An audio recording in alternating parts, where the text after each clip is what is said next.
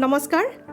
বৰ্তমান সময়ত যদিও আমি বহুতখিনি আধুনিকতাৰ ওপৰত নিৰ্ভৰশীল হৈ আছো তথাপিতো কিন্তু কিছুমান পুৰণি পদ্ধতি বৰ্তমানো আমি পালন কৰি আছো বা মানি চলি আছো কিয়নো বৰ্তমান সময়ত আমি সেই পুৰণা পদ্ধতিসমূহৰ পিছফালে লুকাই থকা সাইন্টিফিক কাৰণসমূহ আমি জানিবলৈ সক্ষম হৈছো এই পুৰণা যিবোৰ অভ্যাস এই অভ্যাসসমূহে আমাৰ শৰীৰত বহুত ভাল প্ৰভাৱ পেলাই আহিছে আৰু এই অভ্যাসবোৰ আমি কেতিয়াও এৰিব নালাগে আজিৰ ভিডিঅটো তেনে ধৰণৰ এটা অভ্যাসৰ ওপৰতে কথা পাতিবলৈ ওলাইছো আগৰ দিনৰ বহুত নিয়ম বৰ্তমান সময়তো আমি পালন কৰো উদাহৰণ স্বৰূপে আমি মাটিত বহি ভাত খালে আমাৰ বাবে ভাল বুলি আমি জানো আৰু বহুতে হেতু অভ্যাস কৰিবলৈও চেষ্টা কৰিছো দ্বিতীয়তে আমি সোনকালে ভাত খোৱাটো বা ৰাতিৰ সাজ বিশেষকৈ সোনকালে খোৱাটো দৰকাৰী হয় যেটো আগৰ দিনত প্ৰায়ে কৰিছিল আৰু হেতু অভ্যাসও আমি পালন কৰিবলৈ চেষ্টা কৰিছো যোগাসনো এটা পুৰণা অভ্যাস হয় অইল পুলিং টেকনিক এটা পুৰণা অভ্যাস হয় আৰু লগতে ৰাতিপুৱা সোনকালে খাৰ পোৱা বা উঠাৰ অভ্যাসটো আমি নিশ্চয় বহুতে পালন কৰিবলৈ চেষ্টা কৰিছো এইসমূহ আমাৰ সাধাৰণতে বহুত ভাল অভ্যাস হয় যিবোৰ অভ্যাসৰ পিছফালে সাইন্টিফিক কাৰণসমূহ বা মেডিকেল কাৰণসমূহ লুকাই থাকে ভাল স্বাস্থ্যৰ বাবে এইখিনি পালন কৰাটো জৰুৰী আৰু আজিৰ সেই টপিকটো হৈছে যে মাটিৰ পাত্ৰত খাদ্য বনালে আমাৰ হেলথৰ বাবে কি বেনিফিটস পাব পাৰি মাটিৰ পাত্ৰ বুলি শুনিলে বহুতে ভয় খায় কাৰণ তাক কেয়াৰ কৰিবলৈ দিগদাৰ হয় বুলি ভাবে অৱশ্যে মই নিজে তাক ব্যৱহাৰ কৰো সপ্তাহত 3 দিন মই এই মাটিৰ পাত্ৰত কিবা নহয় কিবা এটা বনাবলৈ চেষ্টা কৰো আৰু এই মাটিৰ পাত্ৰ মেইনটেইন কৰিবলৈ কোনো ধৰণৰ দিগদাৰ নহয় আৰু খাদ্য বনাওতেও বহুতে ভাবে যে বহুত দেৰি হয় বুলি তেনেকুৱাও নহয় প্ৰকৃততে কি মই এক্সপেৰিয়েন্স কৰিছো আৰু লগতে ইয়াৰ বেনিফিটছখিনিৰ বিষয়েও আপোনালোকে এই ভিডিঅ'ৰ যোগেৰে জানিবলৈ পাব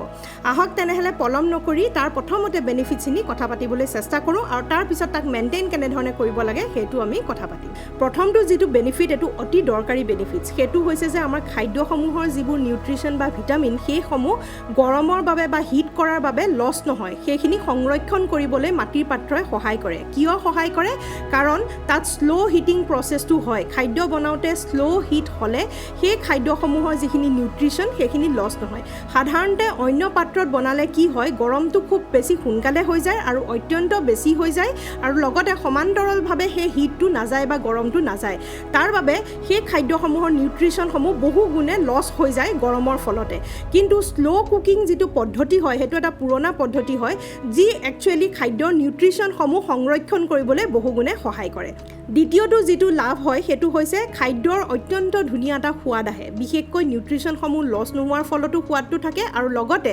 মাটিৰ পাত্ৰত যেটো তাৰ প্ৰকৃতি হয় সেই প্ৰকৃতিটো হৈছে যে ইয়াত কিছুমান ফুটা থাকে যেটো পোৰ্স বুলি কোৱা যায় আৰু এই পোৰ্সসমূহৰ ফলতে যেতিয়া পাত্ৰটো গৰম হয় এই গৰমখিনি তাত সেই ফুটা থকা জায়গাখিনিত সংৰক্ষণ হৈ থাকে আৰু তাৰ ফলতে তাৰ পৰা যেটো ভাপ ওলাই সেই ভাপত খাদ্যখিনি কুক হয় বা বনোৱা যায় সাধাৰণতে কেৰাহী বা প্ৰেছাৰ কুকাৰত সোৱাদসমূহ যেনেকুৱা হয় তাৰ তুলনাত মাটিৰ পাত্ৰত খাদ্য বনালে সোৱাদটো বহুত বেছি ভাল হয় আৰু লগতে নিউট্ৰিশনখিনিটো পায়ে এতিয়া যাওঁ 3 নম্বৰ বেনিফিটটো লৈ 3 নম্বৰ বেনিফিটটো বহুত দৰকাৰী হয় হেতু হৈছে যে আমাৰ যি তেল ব্যৱহাৰ কৰো খাদ্যত সেই তেলও কমকৈ ব্যৱহাৰ কৰিব লাগে মাটিৰ পাত্ৰত অন্য পাত্ৰত যিমানখিনি তেলৰ প্ৰয়োজন হয় তাৰ তুলনাত মাটিৰ পাত্ৰত তেলৰ প্ৰয়োজন বহুত কম হয় আজিকালি অৱশ্যে এনেকুৱা কিছুমান বাচন বৰ্তন আছে য'ত তেল বহুত কমকৈ প্ৰয়োজন হয় কিন্তু তাত কিছুমান এনেকুৱা কেমিক্যাল কোটিং ব্যৱহাৰ কৰা যায় যাৰ ফলত সেই তেল ব্যৱহাৰ কৰিলে কমকৈ হয় কিন্তু তাৰ পৰা বেনিফিটছখিনি পালে তাৰ লগতে ডিসএডভান্টেজখিনিও বা অপকাৰিতাখিনিও আমি পাওঁ কিন্তু মাটিৰ পাত্ৰত সেই অপকাৰিতা একেবাৰে শূন্য হয় আৰু লগতে বেনিফিটছ বহুত বেছি হয় কম তেলতে যেহেতু খাদ্যসমূহ ৰন্ধা যায় সেইবাবে সেই খাদ্যসমূহে আমাৰ শৰীৰত অপকাৰ কমকৈ কৰে বিশেষকৈ ওয়েট লছৰ বাবেও ভাল হয় কোলেষ্ট্ৰলৰ বাবেও ভাল হয় হাৰ্টৰ বাবেও ভাল হয় সেইখিনিটো আপোনালোকে জানে কম তেলত খাদ্য খোৱাটো বা খাদ্য ৰন্ধাটো অতি দৰকাৰী হয় আৰু তাৰ বাবে মাটিৰ পাত্ৰ একেবাৰে ভাল হয় ইয়াৰ পিছৰটো বেনিফিট হৈছে যে ই নন টক্সিক হয় বহুত এনেকুৱা বাচন বৰ্তন আছে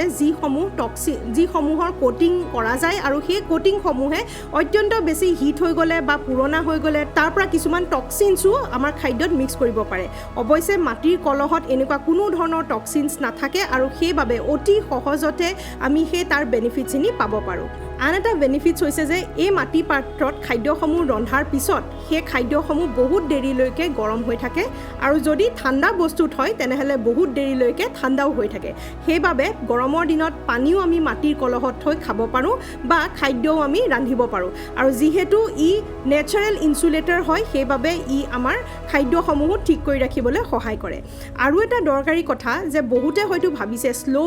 হিট মই কৈ আছোঁ সেইবাবে খাদ্যসমূহ চাগে দেৰিকৈ বহুত দেৰি লাগে ৰন্ধাটো কিন্তু প্ৰকৃততে মোৰ এক্সপিৰিয়েঞ্চৰ পৰা যদি মই কওঁ খুব বেছিছে বেছি 5 মিনিট বা 10 মিনিট বেছি লাগিব পাৰে কিয় জানেনে কাৰণ এইটো গৰম হ'বলৈ সময় লয় গেছত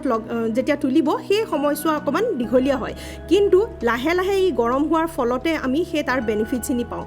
তাৰ পিছত যেতিয়া সি গৰম হৈ যায় সি ৰিটেইন কৰিবলৈ সহায় কৰে অৰ্থাৎ গৰমটো তাত থাকি যায় নেচাৰেল ইনচুলেটৰ হিচাপে কাম কৰে যিহেতু তাত প'ৰ্ছ থাকে ফুটা থাকে সি ভাপটো ৰিটেইন কৰিবলৈ সহায় কৰে আৰু সেইবাবে সেই ভাপতে খাদ্যসমূহ বনে আৰু তেনেধৰণে খাদ্যসমূহ বনাওঁতে যিহেতু তাত গৰমটো ৰিটেইন হৈ যায় বা থাকি যায় তাৰ বাবে খাদ্যসমূহ বনাওঁতে বহুত দেৰি নালাগে জাষ্ট আৰম্ভণিতে অকণমান গৰম হওঁতেহে সময় লগায় এতিয়া বেনিফিটছখিনিৰ কথা গম পালোঁ এতিয়া আপোনালোকৰ যিবোৰ চিন্তা বা মনত ভাৱ থাকে যে কেনেধৰণে মেইনটেইন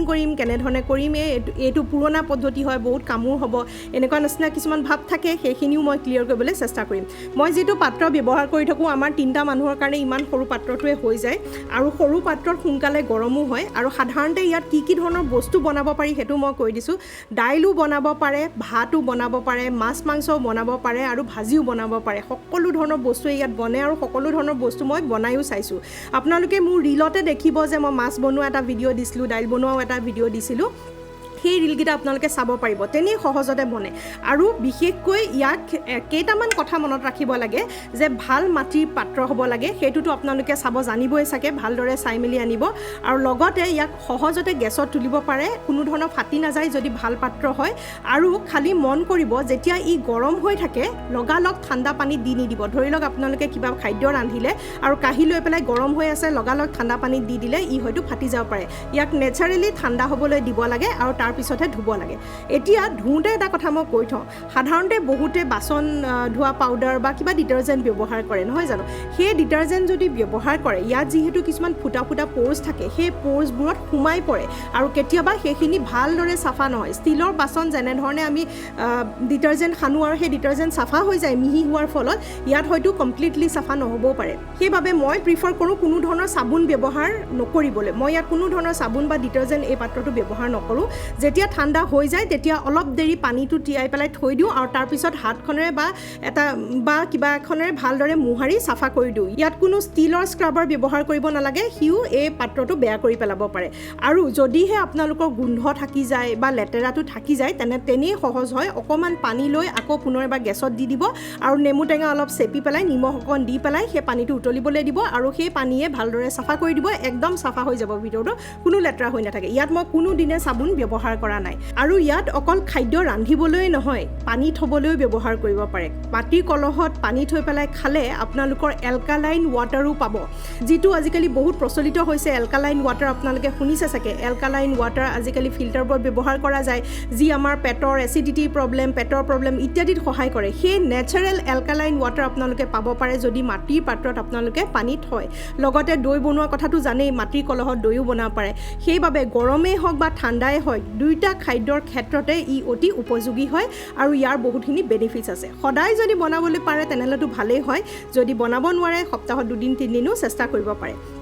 আৰু এটা কথা কৈ থওঁ ইয়াত ভাতো অতি সহজতে বনাব পাৰে আৰু ইয়াৰ এডভান্টেজ এটাই যে ভাত যেতিয়া বনায় সেয়া মাৰ আপোনালোকে কাঢ়ি দিব পাৰে বা পানীখিনি আঁতৰাই পেলাই দিব পাৰে তেতিয়া তাৰ ষ্টাৰ্চটো কাট খাই যায় আৰু সেই তেনেধৰণে ভাত খালে আমাৰ প্ৰেছাৰ কুকাৰত বনোৱা ভাততকৈ সোৱাদো হয় আৰু লগতে পুষ্টিকৰো হয় আশা কৰোঁ এই ভিডিঅ'টোৱে আপোনালোকক সহায় কৰিলে আৰু যদি ভাল পাইছে এইটো এটা সাধাৰণ কথা হয় সকলোৱে প্ৰেক্টিছ কৰিব পাৰে আৰু এই পুৰণা পদ্ধতিটোৰ বিষয়েও আমি সকলোৱে জনাটো জৰুৰী বুলি মই ভাবোঁ আৰু সেইবাবে আপোনালোকেও ভিডিঅ'টো শ্বেয়াৰ কৰিব বুলি আশা ৰাখি আজি ভিডিঅ'টো দিলোঁ নতুন এটা ভিডিঅ'ৰ যোগেৰে লগ পোৱাৰ প্ৰতিশ্ৰুতিৰে আজিলৈ সামৰোঁ নমস্কাৰ